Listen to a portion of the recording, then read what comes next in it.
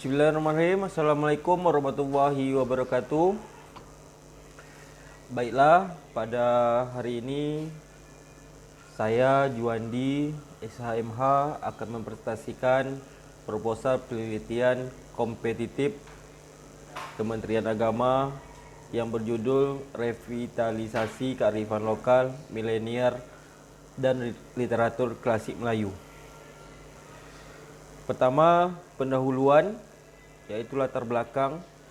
Budaya merupakan bagian yang tidak dapat dipisahkan dari kehidupan manusia, bahwa setiap hari sering melihat fenomena budaya di tengah-tengah masyarakat. Budaya adalah jati diri manusia sebab budaya dapat membedakan hakikat manusia dengan makhluk Tuhan yang lainnya.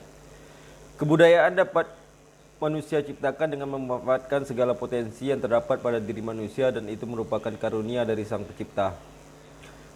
Sekedar mengingatkan lagi, warisan budaya merupakan hasil karya terbesar yang pernah dimiliki. Para masyarakat dengan cerdas mewarnai peradaban dengan menggunakan kebudayaan hingga kini.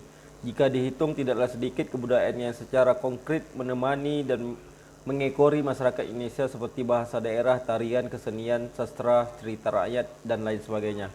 Oleh karena itu, budaya yang dimaksud adalah budaya lokal atau budaya setempat. Perwujudan dari budaya lokal atau setempat dapat dimaknai sebagai kata kunci kearifan lokal.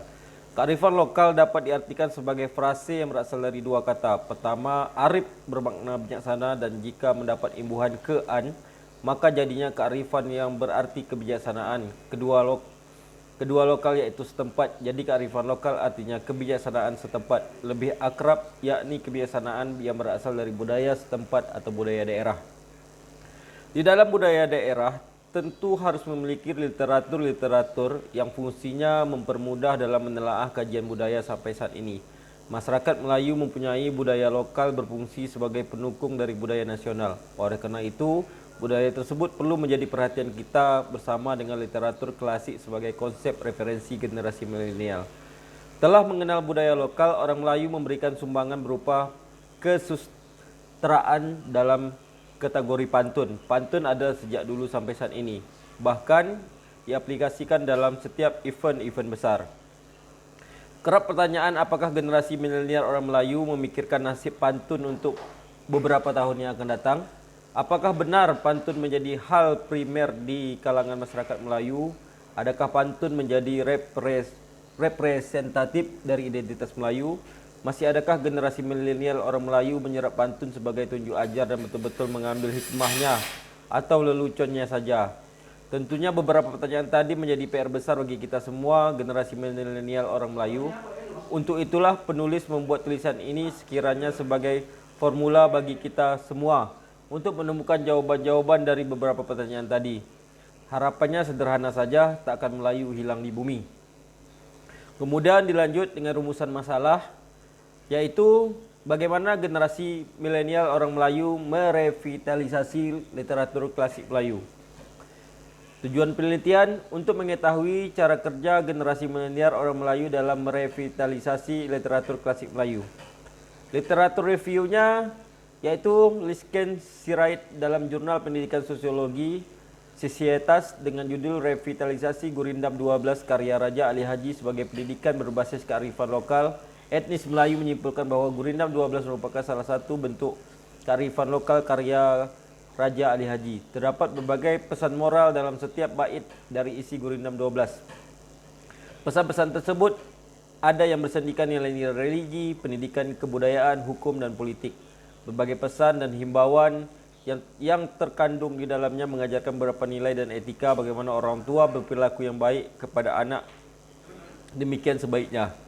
Pada sisi lain juga terdapat pesan moral nasihat pedoman hidup, yakni bagaimana cara beribadah yang baik kepada Tuhan Yang Maha Esa, bagaimana raja atau Tuhan menghormati masyarakat, dan terkait dengan kewajiban sebagai manusia sesama manusia. Gurindam 12 juga sangat baik dijadikan pembelajaran muatan lokal dalam pendidikan formal. Hal ini dapat memberikan rasa kecintaan kepada generasi milenial orang Melayu terhadap nilai-nilai kearifan lokal, warisan nenek moyang terdahulu.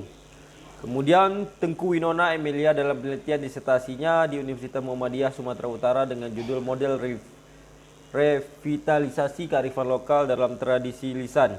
Berpantun masyarakat Melayu Labuhan Batu, Sumatera Utara menyimpulkan bahwa kearifan lokal dalam tradisi lisan berpantun pada masyarakat Melayu Labuhan Batu, Sumatera Utara dapat terlihat dari tingginya peradaban suku bangsa Melayu yang mencerminkan nilai-nilai dan norma serta melahirkan sikap kearifan lokal. Selanjutnya konsep teori. Konsep teori yang pertama adalah revitalisasi kearifan lokal. Revitalisasi adalah serangkaian upaya untuk menata kembali suatu kondisi yang memiliki potensi dan nilai strategi dengan mengembalikan vitalitas suatu kondisi yang pernah mengalami penurunan agar kondisi tersebut mendapat nilai tambah yang optimal terhadap produktivitas kawasan budaya. Kemudian masuk ke dalam pengertian kearifan. Secara etimologi, kearifan atau wisdom berarti kemampuan seseorang dalam menggunakan akal dan pikiran untuk menyikapi suatu objek, kejadian maupun keadaan. Sedangkan lokal artinya kejadian yang menjadi pada tempatnya atau daerahnya. Jadi kearifan lokal maksudnya pikiran positif manusia yang berhubungan dengan alam yang bersumber dari adat istiadat, nilai agama, petuah, pepatah-pepatah nenek moyang yang terbentuk oleh masyarakat sekitar. Warisan ini dijadikan kontrol di masyarakat yang sudah melembaga menjadi kebudayaan. Kemudian konsep teori yang kedua adalah literatur klasik Melayu. Literatur klasik Melayu disebut juga dengan sastra klasik Melayu yang mengandung arti seperangkat unsur yang mengandung budaya, sejarah, bahkan ideologi di samping aspek emosional, intelektual, sosial, dan moralitas. Literatur klasik Melayu juga sebagai sarana membuka pintu-pintu penemuan jati diri orang Melayu dan memberikan petualang-petualang atas kebenaran masa silam. Yang ketiga, generasi milenial. Profesor Dr. Samsul Rizal, Master Eng, Rektor Unsiah, dalam tulisannya menjelaskan yaitu Indonesia kini diproyeksikan dalam akan mengalami demografi di mana populasi usia produktif lebih mendominasi daripada populasi usia non produktif. Jika proyeksi tersebut tidak terlalu melenceng, maka puncak bonus demografi tersebut akan terjadi 12 tahun lagi, yakni pada tahun 2030. Populasi penduduk Indonesia pada tahun tersebut diperkirakan akan mendominasi oleh mereka yang berusia produktif, yaitu antara 15 sampai 64 tahun. Populasi yang mendominasi tersebut saat ini sedang berusia antara 3 hingga 52 tahun. Jika diklarifikasikan, paling tidak dapat dibagi menjadi 3 bagian kelompok utama, yaitu kelompok anak-anak hingga remaja usia 3 sampai 20 tahun, kelompok orang muda usia 20 sampai 40 tahun, dan kelompok usia dewasa 40 sampai 52 tahun. Melihat fakta di atas, generasi milenial mampu mengarungi derasnya arus teknologi dan informasi menjadi penggagas baru atau inovator menyongsong tahun 2030. Generasi pada tahap ini tidak hanya berdiam diri namun sudah mulai mencari, belajar dan bekerja serta melakukan perubahan-perubahan di dalam berbagai aspek kehidupan. Kemudian yang keempat, milenial dan literatur klasik Melayu.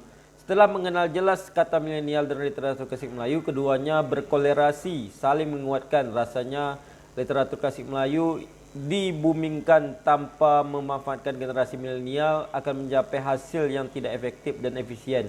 Begitu pula jika generasi milenial hidup tanpa pegangan acuan bahkan referensi dari kitab terdahulu. Sama halnya berjalan menerawang mengikuti derasnya arus modernisasi yang dikhawatirkan kehilangan identitas sebagai orang Melayu. Muncul istilah pop kultur yang sekarang menjadi trending topik. Sebagaimana Subandi menyatakan bahwa pop kultur adalah sesuatu budaya lokal yang diciptakan dari rakyat dan untuk rakyat. Masyarakat Melayu mewariskan budaya dari kita dan untuk kita. Budaya lokal yang masih tertaja rapi dalam masyarakat Melayu adalah seni sastra. Seni sastra mencakup berbagai macam sastra dan telah dibukukan sedemikian rupa dan masih canggung sampai saat ini adalah pantun. Akan tetapi menurut Tenas Effendi, dalam kehidupan masa kini pantun masih banyak dikenal dan dipakai oleh orang, tetapi isinya tidak lagi berpuncak pada nilai luhur budaya asalnya. Isinya lebih bersifat senda gurau atau tajuk mengajuk antara pemuda dan pujaannya. Akibatnya pantun sudah menjadi barang mainan, sudah kehilangan fungsi dan maknanya yang hakiki, yakni sebagai media untuk memberikan tunjuk ajar serta pewarisan nilai-nilai luhur budaya bangsa. Menurut hemat penulis, terkait dinamika pop kultur hari ini perlu diartikulasi lebih komprehensif. Posisinya harus sebagai reduktor atau fasilitator. Lalu bagaimana implikasinya terhadap pantun dalam konteks sekarang? Untuk itu perlu adanya revitalisasi sebagai proses menghidupkan kembali sesuatu menjadi hal yang penting dan diperlukan dalam kehidupan. Ada beberapa formula pantun yang dapat disosialisasikan dan memberikan penawaran mutakhir pada pembaca yakni sebagai berikut. Yang pertama, pantun melalui via sosial media. Sekedar mengingatkan bahwa generasi milenial orang Melayu sudah dapat dikategorikan sebagai masyarakat Melayu yang mencapai populasi tertinggi penghuni dunia maya. Seiring berkembangnya zaman, generasi milenial orang Melayu sudah mengenal dekat kemajuan teknologi. Akan tetapi bagaimanakah sikap dan tindakan mereka dapat menggunakan teknologi tersebut? Apakah untuk hal-hal yang sifatnya positif atau justru kebalikannya? Faktanya banyak dari generasi milenial orang Melayu yang memanfaatkan kemajuan teknologi sebagai aktivitas promosi kebudayaan, dan ini berpotensi terhadap kearifan lokal. Muncul akun-akun sosial media seperti YouTube, Instagram, Facebook dan lain-lain, dan ini merupakan ladang emas untuk melestarikan budaya pantun dalam konteks secondary orality. Banyak ditemukan akun-akun sosial media seperti Pantun Melayu Serumpun, Kami Budak Melayu Riau, Pantun Budak Melayu, bahkan Pantun Melayu dalam konteks modern. Dari statement di atas, harapan penulis adalah generasi milenial orang Melayu mampu mempromosikan pantun dalam membuat komunitas yang mengundang fanpage di jaring sosial. Fanpage fungsinya adalah mendukung dalam mempromosikan pantun sebagai budaya lokal yang tidak pernah punah ranah.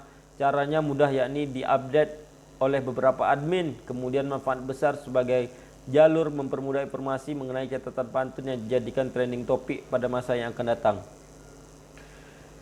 Selanjutnya, pantun melalui manuskrip via teks. Perlu didasari bahwa budaya menulis sudah ada dalam kalangan masyarakat Melayu. Masa lampau banyak membuat manuskrip atau teks yang berupa kumpulan-kumpulan pantun yang dikarang sendiri oleh penulisnya yang sifatnya dokumentasi. Tulisan ini mengenai surat-surat pribadi antar keluarga, kekasih, serta pantun yang dituliskan untuk hiasan pidato. Sekarang budaya menulis masih menjadi santapan empuk oleh masyarakat Melayu, dan ini dimainkan peran oleh generasi milenial orang Melayu. Contohnya komunitas seni rumah sunting, komunitas pena terbang, sanggar latah tuah, komunitas menulis menggalis dan lain sebagainya. Dari komunitas tersebut terdapat segudang kumpulan sastra, salah satunya adalah pantun.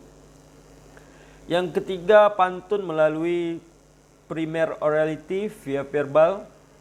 Tidak hanya melalui dua formula di atas, pantun juga dapat disosialisasikan melalui primer orality atau via verbal. Artinya dijadikan tolak ukur pertama dalam menyampaikan pesan-pesan.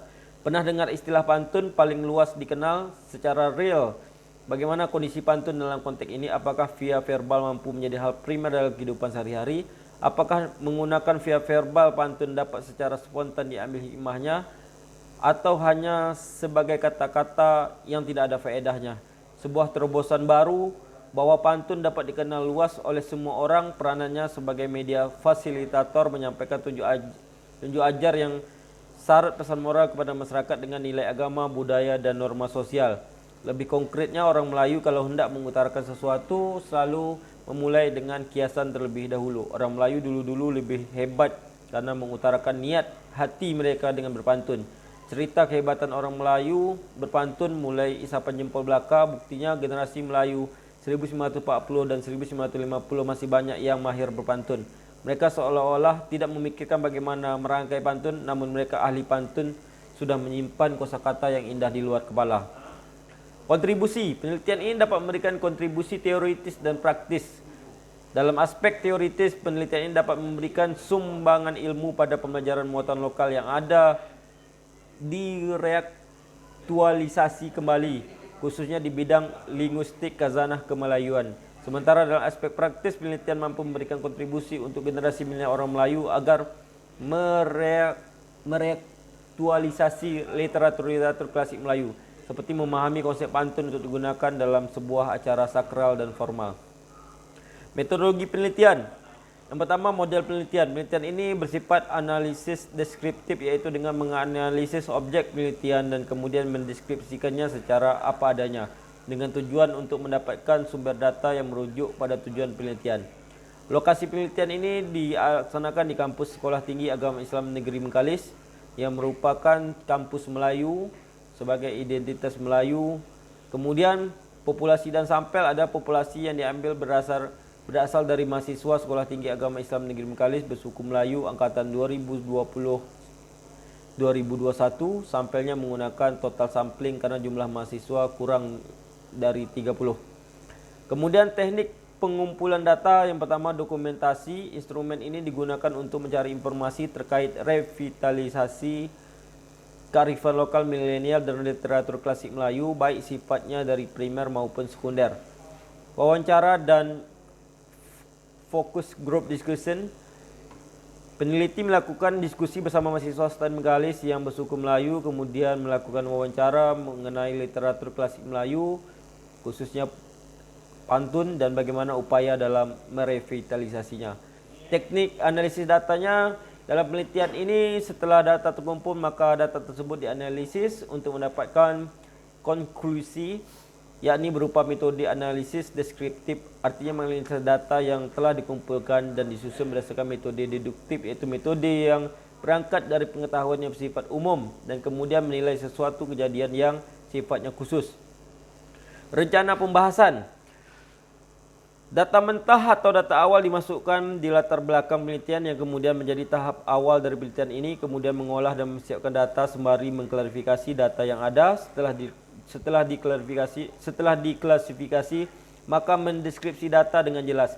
Interpretasi data dilakukan sebelum implementasi penelitiannya. Outputnya adalah publikasi jurnal nasional yang terakreditasi Sinta 5 minimal. Data di atas tadi diambil dengan menggunakan teknik dokumentasi, angket atau kuesioner dan wawancara. Kemudian laporan kemajuan atau progressive report. Yang pertama dokumentasi. Revitalisasi adalah serangkaian upaya untuk menata kembali suatu kondisi memiliki potensi dan nilai strategis dengan mengembalikan vitalitas suatu kondisi yang pernah menjadi penurunan akar kondisi tersebut mendapat nilai tambah yang optimal terhadap objek kawasan budaya. Berdasarkan penjelasan di atas, revitalisasi dapat dikaitkan dengan serangkaian budaya yang memiliki potensi dan nilai strategis serta budaya-budaya kearifan lokal. Dalam hal ini, potensi dan nilai strategis tersebut dapat dikaji melalui literatur klasik Melayu. Kemudian wawancara dan focus group discussion. Dalam hal ini melihat potensi dan nilai strategi dari kearifan lokal masyarakat Melayu melalui pantun, maka perlu adanya wawancara dan FGD. Menurut hemat penulis, setelah dilakukan FGD, metode yang efektif dan efisien dalam mencari jawaban yakni dengan melalui wawancara dengan sejumlah generasi milenial orang Melayu. Beberapa hambatan yang ditemui dalam penelitian ini adalah minimnya literatur klasik atau bahkan kurangnya pengetahuan tentang literatur klasik bagi generasi milenial orang Melayu, sehingga upaya merevitalisasi kearifan lokal kadangkala tidak menemukan titik temu. Penutup penelitian ini dilaksanakan 80% dari seluruh rangkaian kegiatan penelitian yang diagendakan.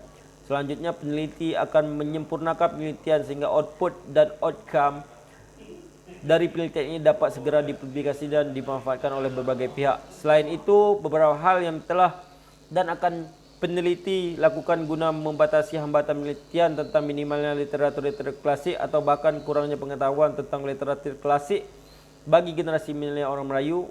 Untuk itu peneliti dapat membuat FGD dan kaedah-kaedah kemelayuan akan tetap senantiasa digali segala muatan potensi dan mampu memberikan tunjuk ajar kepada generasi milenial orang Melayu masa depan. Terima kasih. Berikut tadi adalah presentasi dari saya. Lebih dan kurangnya mohon maaf dan mohon dikoreksi jika masih ada kekurangan atau tambahan. Dan saya tutup. Wallahu muwaffiq ila aqwamit thoriq. Assalamualaikum warahmatullahi wabarakatuh.